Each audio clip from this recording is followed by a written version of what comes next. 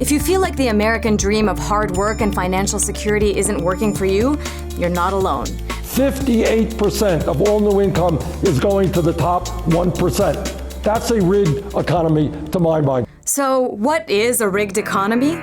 It works like this.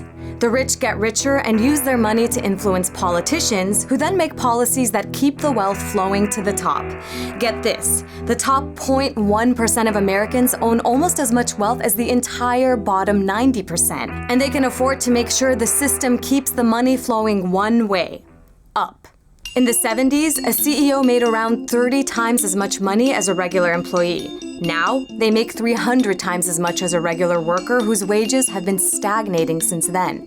In fact, adjusted for inflation, wages for most of us have actually been going down since 2009. But at least the super rich are paying their share of taxes, right? Well, not quite. Most people make money earning a salary, but the super rich make most of their money from investments known as capital gains. And even though that's a lot of money, it gets taxed at much lower rates than wages. And speaking of taxes, the super wealthy and big corporations have the cash to employ expert accountants to help them take advantage of all kinds of loopholes and pay the least amount of taxes possible. With that money saved, big businesses and wealthy individuals have lots of cash to throw at the political system to influence it. After all, politicians rely on donations to finance their campaigns. Thanks to the Supreme Court decision in Citizens United, corporations are able to spend unlimited amounts of money in elections using super PACs. We're talking tens of millions of dollars.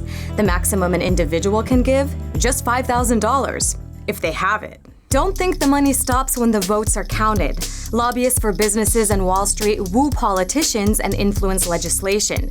Sometimes they even write it. Remember back in 2008 when the banks crashed the economy? Congress wrote something called the Dodd-Frank Act to regulate banks and make sure they couldn't do that again. But big banks pushed back hard, and they won. The final version of the bill that came out of Congress was found to be exactly Citibank's proposal. So in fact, they didn't change it at all. Citibank said this is what we want, and that's what got passed. Here's what happened to the rest of America.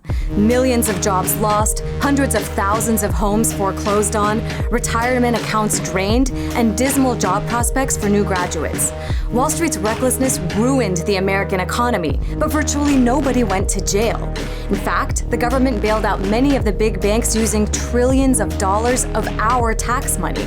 Despite increasing profits, Wall Street is still subsidized by taxpayers. It's not surprising considering the revolving door between Washington and Wall Street.